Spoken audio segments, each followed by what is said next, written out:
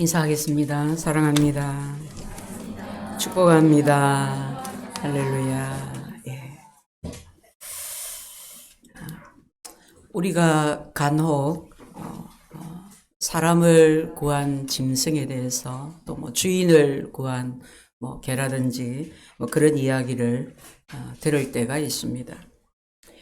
C 맥스웰이라고 하는 사람이 오스트리아의 알프스 산맥에 있는 산장을 휴가차 찾았습니다. 산 위에 눈이 많이 쌓여 있었는데 그 절경이 너무 좋은 거예요. 그래서 올라가자, 산봉우리까지 올라갔다가 그만 길을 잃어버리게 되었습니다. 기상이 변해서 눈이 오고 또 눈 속에서 길을 헤매다가 결국에 쓰러져 의식을 잃게 되었습니다. 산장 주인은 돌아올 시간이 이미 지나갔는데도 돌아오지가 않자 그를 찾기 위해서 자기 집에서 훈련시킨 개를 보냅니다.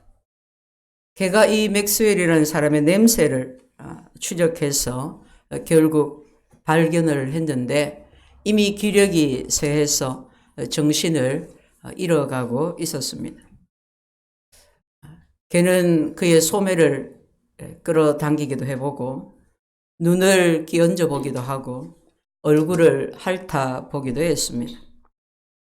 이 훈련견의 피나는 노력 끝에 겨우 그가 정신이 돌아오게 되었는데 정신이 들면서 어렴풋이 자기 눈앞에 뭔가가 얼굴을 핥고 있는 거예요. 그래서 늑대구나. 늑대로 보였어요.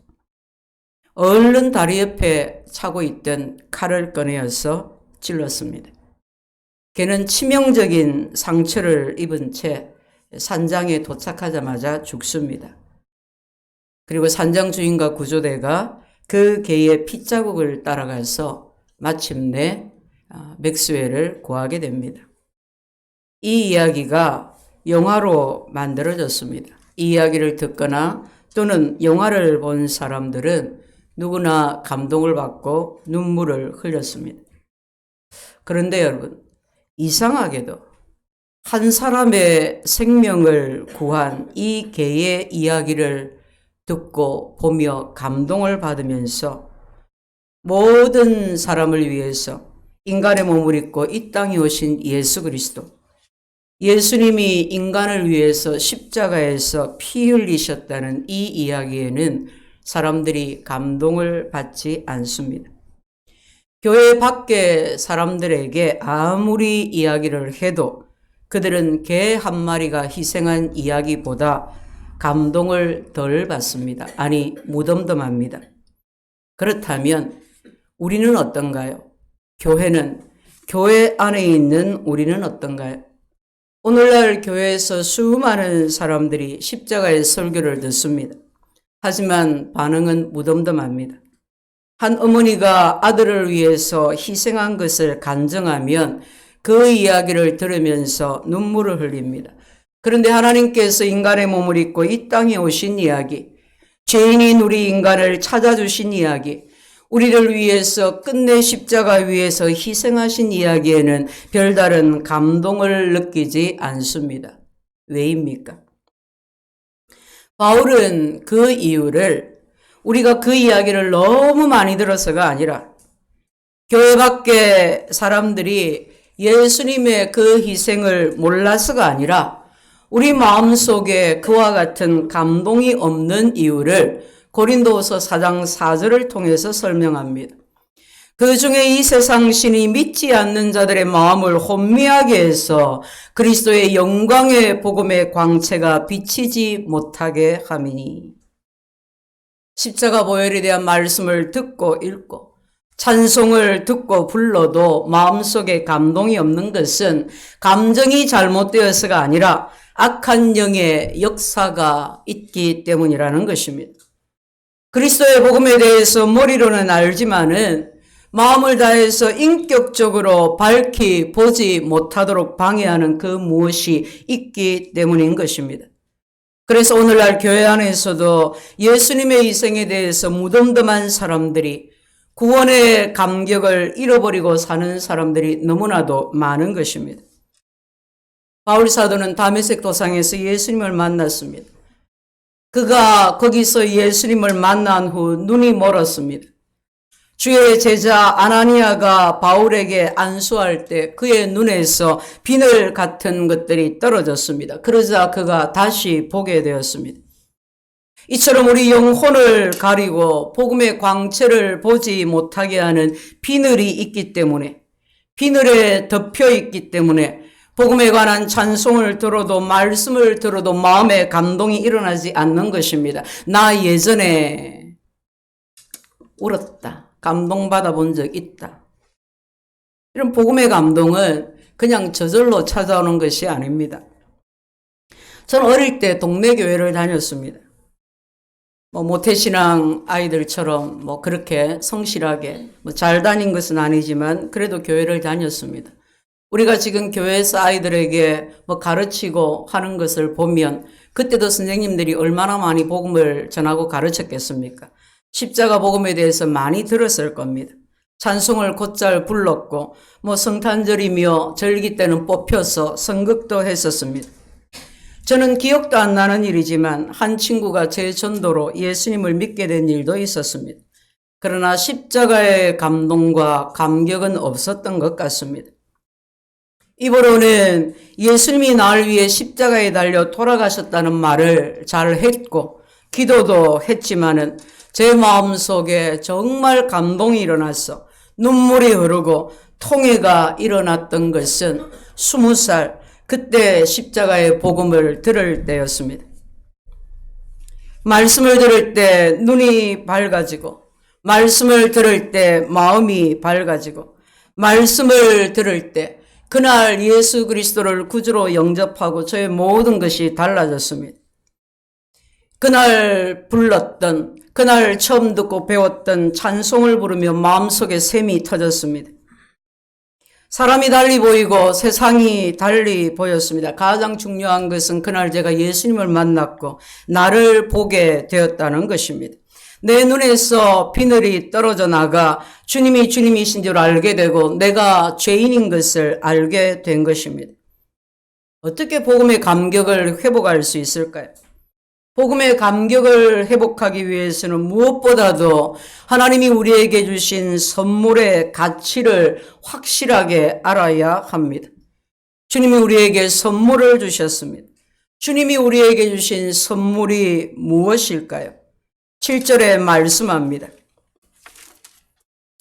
우리는 그리스도 안에서 그의 은혜의 풍성함을 따라 그의 피로 말미암아 속량, 다른 말로 구속입니다. 하나님이 우리에게 구속을 선물로 주셨습니다. 우리말로 구속이라고 번역된 원어의 단어는 한 6가지 정도가 됩니다. 그 중에 중요한 2가지를 소개하겠습니다. 첫째는 아고라조라는 표현을 썼습니다. 우리말로는 구속입니다. 이 말의 뜻은 시장에 가서 돈 주고 물건을 살 때 쓰는 말입니다. 물건을 살 때 여러분 반드시 값을 지불해야 합니다. 그죠? 돈을 주고 물건을 삽니다. 그때 구속이다. 구속이다. 아고라죠. 돈 안 주고 그냥 가져오면 뭡니까? 도둑이지요. 많이 듣게 되는 내용 가운데 하나가 책 도둑은 도둑이 아니라면서요. 저는 누가 그러면 책 도둑 도둑이라고 합니다. 책을 빌려가서 제자리에 안 갖다 놓으신 분들, 원주인에게 안 돌려주신 분들, 혹시 집에 가서 책장에 그런 거 있으면 다 돌려주세요. 가져가서 자기는 읽지도 안 하고 안 돌려줘서 남도 못 읽게 하고. 그죠? 여러분, 오래전에 그런 일이 있었습니다. 현직 교사가 책을 훔친 사건이 있었습니다. 10수년 동안 훔친 책이 집에 어마어마했었어요. 결국 구속당했습니다. 책을 구속해야 하는데, 돈 주고 사야 하는데 본인이 구속되었습니다. 값을 지불하고 사는 것을 구속이라고 합니다. 두 번째 구속의 뜻은 루트로라는 단어를 쓰는데, 값을 주고 사긴 사는데 이것은 물건이 아니고 사람을 살 때 쓰는 말입니다. 물론 지금은 사용하지 않는 단어이죠. 당시 로마 시대에 수많은 노예들이 있었습니다.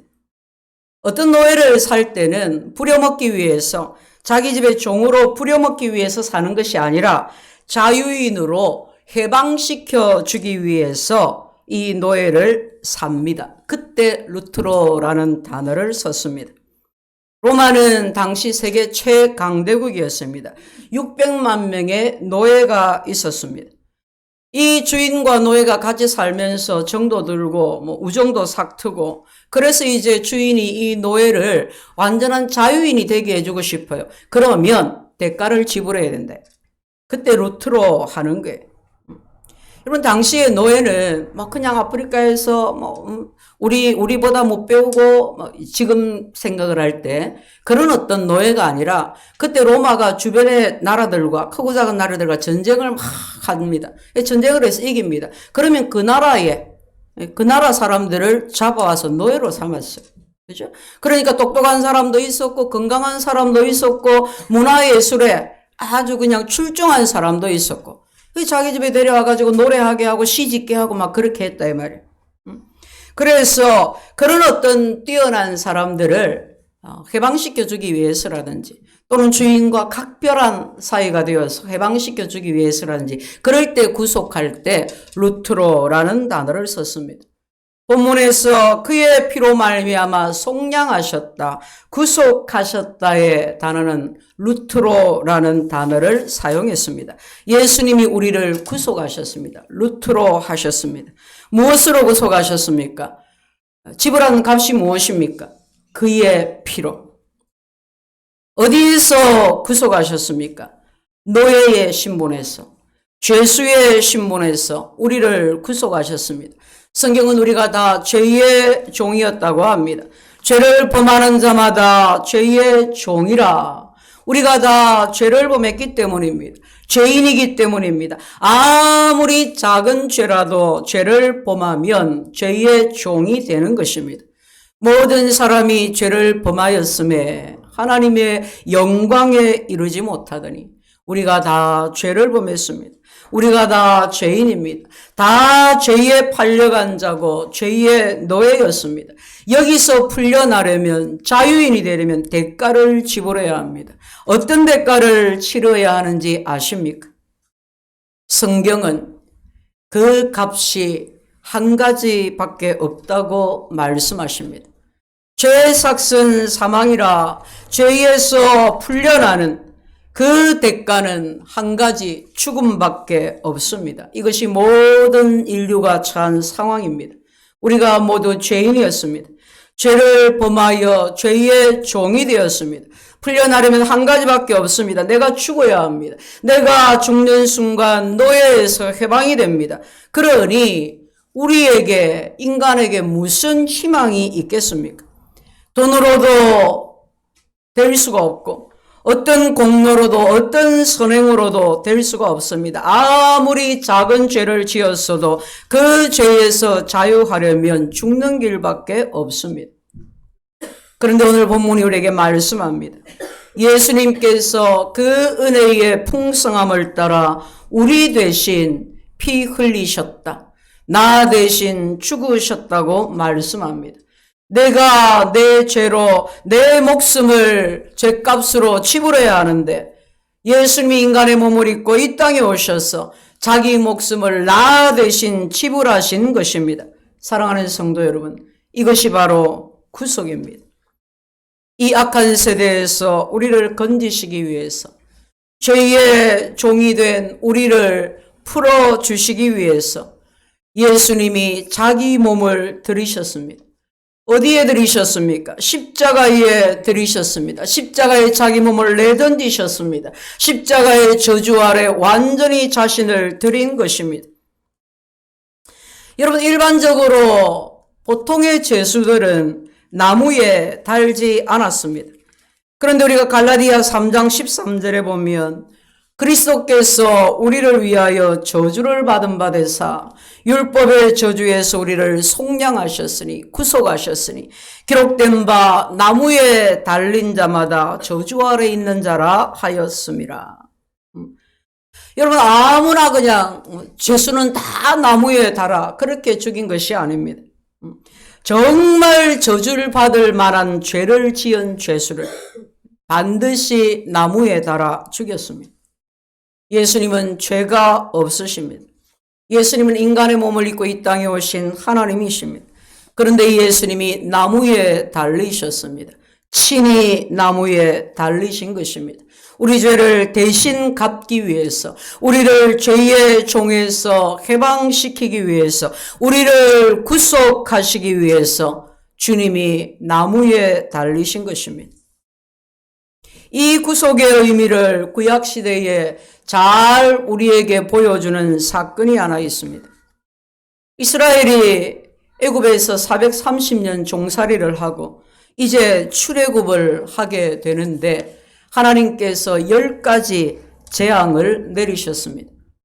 첫 번째부터 9번째, 이 9가지 재앙은 애굽 사람들에게만 해당이 되는 것입니다. 근데 마지막 10번째, 이 하나의 재앙은 애굽 사람이건 이스라엘 사람이건 주인이건 종이건 나그네건 짐승이건 누구에게나 다 해당이 되었습니다. 누구나 상관이 없이 장자가 처음 난 것이 죽는 재앙이었습니다. 그야말로 하나님의 심판이 임한 것이었습니다. 그런데 이 재앙을 피할 길이 있습니다. 하나님께서 이 재앙을 피할 길을 일러 주셨습니다. 오직 한 가지 이 재앙을 피해 가는 길은 누구라도 할 것 없이 양을 잡아서 그 양의 피를 집의 좌우 문설주와 임방에 바르면 죽음의 사자가 그 집 안으로 들어가지 않는다. 죽음이 넘어간다. 재앙이 비켜간다는 것입니다. 이스라엘은 이날을 유월절이라고 불렀습니다. 넘어간다. 패스 오버. 넘어간다. 죽음이 넘어간다. 여러분, 죄가 있느냐 없느냐가 중요하지 않습니다. 얼마나 착하냐 아니냐가 중요하지 않습니다. 교회를 얼마나 오래 다녔느냐, 얼마나 신앙생활을 열심히 잘했느냐, 얼마나 봉사했느냐가 중요한 것이 아니라 양의 피가 있느냐 없느냐. 구약시대 이스라엘 사람들은 하나님을 예배할 때에 내 죄를 위해서 죄가 없는 양을 죽여서 그 피를 제단에 뿌렸습니다. 하나님께서 그렇게 하나님 앞에 나와서 예배하도록 가르쳐 주셨습니다. 죄인인 인간은 하나님 앞에 나아갈 수가 없는데 그렇게 하나님 앞에 나아갈 수 있도록 제사법을 하나님이 주셨습니다. 내가 내 죄 때문에 죽어야 하는데 양이 나 대신 죽는 것입니다. 하나님께서 구약의 이스라엘 백성들에게 양의 피로 또는 염소의 피로 속죄 제사를 드려서 하나님 앞에 나아갈 수 있도록 하신 것입니다. 그런데 이제 예수님이 세상에 오셨습니다. 예수님이 십자가에서 피 흘려 죽으셨습니다. 예수님이 오시지 않았을 때는 양이나 염소 피로 속죄 제사를 드렸습니다. 죄를 지을 때마다 그렇게 제사를 드렸습니다. 그런데 이제 예수님이 오셨습니다. 그래서 양을 잡고 염소를 잡아서 그 피로 제사를 드리는 그 시대가 완전히 끝이 난 것입니다. 구세주가 왔기 때문에, 진짜가 왔기 때문에, 오직 자기의 피로 영원한 속죄를 예수님이 이루어 주셨기 때문에 죄 지을 때마다 또 제사 드리고 또 제사 드리는 것이 아니라 예수님이 십자가 위에서 자기 피로 단번에 완전한 속죄를, 영원한 속죄를 이루어 주신 것입니다. 할렐루야. 여러분, 이 구속의 은혜를 깨달은 사람들이 얼마나 감동을 받아서 시를 쓰고 또 찬송을 짓고 또 부르고 그렇게 했는지를 모릅니다. 이런 보혈의 찬송의 그 가사들을 한번 쭉 살펴보십시오. 우리 찬송가 257장을 보면, 그죠? 마음에 가득한 의심을 깨치고 어린 양 예수의 피로 속죄함을 얻었네. 금이나 은같이 없어질 보배로 속죄함을 받은 것이 아니고 예수의 피로 속죄함을 얻었네. 나 같은 죄인이 용서함 받아서 주 앞에 옳다, 의인이다 하는 것은 어린 양 예수의 피로 속죄를 받았기 때문이다. 바울 사도에게 이 감격이 있었습니다. 매일 있었습니다. 평생 있었습니다. 사역이 잘 되든 안 되든, 많은 의심자가 일어나든, 핍박하는 유대인들에게 쫓겨 달아나든, 이 감격이 끊이지 않고 있었습니다. 샘솟는 감동이 폭포수 같은 감격이 있었습니다. 그래서 바울은 찬송하리로다. 하나님을, 예수 그리스도를, 성령의 그 은혜와 복을 찬송하는 것입니다. 예수님이 우리에게 구속의 선물을 주셨습니다. 두 번째, 우리에게 예수님이 주신 것이 바로 죄사함입니다. 죄사함은 예수님이 자기 피로 우리를 구속하신 결과입니다. 구속의 결과로 죄사함이 따라오는 것입니다. 예수님의 피로 구속함을 받은 성도는 누구나 죄사함을 받습니다. 지금도 유대인들은 속죄일을 가장 중요하게 여깁니다. 속죄일을 거룩한 날이라고 명명해서 속죄일이 되면 제사장에게 나아가서 또 제사를 드립니다. 조금 변질되어 가지고 구약 성경대로 하지 않고 닭을 잡기도 하고 어쨌든 피를 흘리는 그런 속죄 예식을 합니다. 구약 성경을 통해서 하나님께서 가르쳐 주신 속죄 제사를 보면 대제사장이 2마리 염소를 취합니다. 그 중에 한 마리는 목을 쳐서 그 피를 제단에 뿌립니다. 그리고 다른 한 마리는 죽이지 아니하고 대제사장이 그 염소의 머리에 안수를 합니다. 여러분, 이제 목사가 성도들에게 안수하는 거 보거나 또 안수 기도를 받거나 그렇게 하셨잖아요. 이 안수에는 전가의 의미가 있습니다. 안수하는 자와 안수받는 자가 이 안수를 통해서 동일시됩니다. 안수할 때 나와 같이 되기를 원한다. 내 믿음이 너에게 가기를 원한다. 자, 그러면 나의 어떤 것이 안수받는 사람에게 전달되는, 전가되는 의미가 있는데, 대제사장이 온 백성의 죄를 대신해서, 대표해서 제사를 드리는데, 이 염소에게 안수를 합니다. 무슨 뜻입니까? 모든 백성의 죄를 염소에게 전가시키는 겁니다. 그렇게 염소에게 안수함으로 염소에게 죄를 다 전가시키고 난 뒤에 뭐 하느냐? 염소를 멀리 광야로 쫓아보냅니다. 절대 못 돌아옵니다. 염소는 다시 돌아오지 못합니다. 그것을 아사셀이라고 해요. 한 마리는 죽여서 제사를 드리고 한 마리는 안수해서 저 광야로 보냅니다. 죄가 멀리 가버렸다. 완전히 죄가 떠났다 그 말입니다. 바로 이 일이 예수님에게 일어났습니다. 여러분, 용서의 원래 뜻은 떠나보낸다는 것입니다. 하나님의 독생자 예수 그리스도가 이 땅에 오셔서 이 2마리 염소의 역할을 동시에 담당하신 것입니다.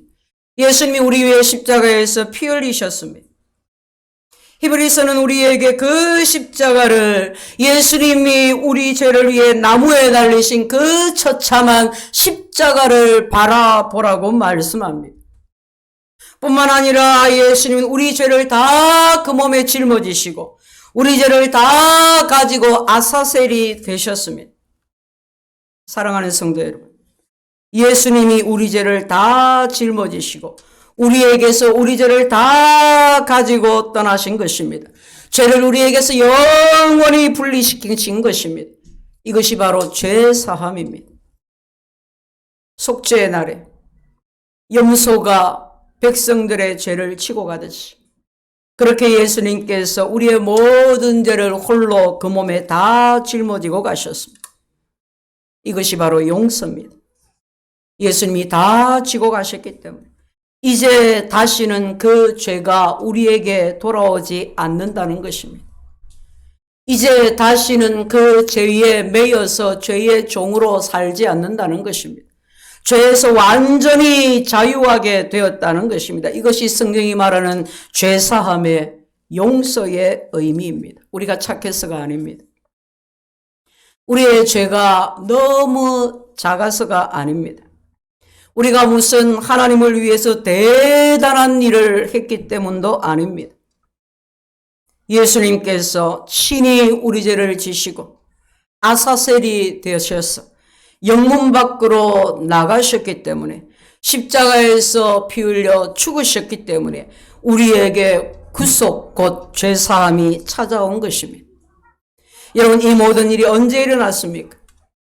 예수님이 십자가에 달려 돌아가실 때, 그때 우리에게 하나님의 죄사함이 임한 줄로 믿습니다. 사랑하는 성도 여러분, 이 복음이 여러분에게 믿음 되시기를 바랍니다. 하나님의 이 구원의 약속을 믿어야 합니다. 주님이 우리 죄를 대신 지고 가셨습니다. 우리의 모든 죄값을 십자가 위에서 자기 목숨으로, 자기 피로 지불하셨습니다. 염소 피도 아니고 송아지 피도 아니고 바로 자신의 피로 우리를 깨끗하게 하신 것입니다. 주님이 우리에게 이 구속을, 이 죄사함을 선물로 주셨습니다. 여러분, 선물은 받아야 합니다. 받아서 누려야 합니다. 내 사랑하는 아들에게, 딸에게 어떤 선물을 줄까 오랫동안 생각하고 고민해서 정성 들여 아빠가 선물을 준비했습니다. 그런데 보니까 이 아이가 정작 선물에 관심이 없습니다. 아빠가 선물 사왔다 하면 봐라, 게임에 빠져 있습니다. 쳐다보지도 않습니다. 선물 뭔지 안 궁금하나, 안 뜯어보나, 나중에 볼게요. 그럼 어쩝니까? 나중에 본다니까 뭐 기다려야지. 뭐 다그치면 요새 뭐 또 이상하게 되니까. 근데 좀 며칠이 지나서 보니까 아직 그대로 있습니다. 문제가 쌓입니다. 아빠 마음이 어떻겠습니까? 오늘 우리에게, 우리 집에서, 우리 교회 안에서 이런 일이 일어나고 있지는 않습니까? 우리의 삶 속에서 이런 일이 일어나고 있지는 않습니까? 주님이 선물을 주셨는데 열어보지도 아니하고 먼지가 쌓여가도록 방치되고 있지 않습니까? 그 선물의 맛을, 그 선물의 그 은혜를, 그 복을, 그 능력을 맛보지 못한 채 그렇게 살아가고 있지 않습니까? 존 웨슬레가 선교사로 파송을 받았습니다. 교회가 선교사로 보냈으니까 그냥 선교 사역을 열심히 감당했습니다. 그러다가 이제 본국으로 배를 타고 돌아가게 되는데 폭풍을 만났습니다. 이 폭풍이 그냥 보통 폭풍이 아니에요. 막 배가 그냥 요동을 하고 야, 죽겠구나. 죽었구나. 그런 마음이다. 그래서 무서워서 어찌할 줄 모르고 떨고 있는데 아주 어디선가 찬송 소리가 들립니다. 그 소리를 따라 찾아가니까 배의 저 한쪽 구석에 돈 없는 사람이 타는 그 구석에서 그 요동치는 배 안에서 전혀 두려워하지 않고 평안한 얼굴로 서로 손을 잡고 하나님을 찬양하는 겁니다. 그들이 바로 모라비안 교도들입니다. 존 웨슬레는 그 배 안에서 모라비안 교도들의 신앙을 보고 그때 그날 비로소 주님을 영접했다고 했습니다. 거기서 거듭나서 새로운 사명을 가지고 선교 사역을 감당하게 되었습니다. 바로 감리교회의 창시자 존 웨슬리 목사님입니다. 그런 목사예요. 목사로 안수를 받고 선교사로 파송을 받고 주의 복음 사역을 했습니다. 그런데 자기 안에 그 구속의 은혜와 제사함의 감동이 없었다는 거예요. 사랑하는 성도 여러분, 예수님의 선물을 받으셨습니까? 그 선물을 열어보셨습니까? 구속, 죄사함, 그것에 감격해 보셨습니까? 한 번도 그래 본 적이 없으면 여러분 구원받았습니까? 바울 사도 같은 찬송하리로다 하는 샘솟는 감격이 폭포수 같은 감동이 있었습니까? 우리 모두 주님의 십자가 앞으로 겸손히 나아가십시다. 주님이 우리에게 주신 선물을 열어봅시다. 구속, 죄사함의 선물을. 우리 모두 예수님의 그 선물을 받으시기를 바랍니다. 예수님의 선물을 열어보고 감사하고 감격하고 찬송하는 매일, 감사하고 감격하고 찬송하는 평생이 될 수 있기를 주의 이름으로 축원드립니다. 하나님 우리 아버지,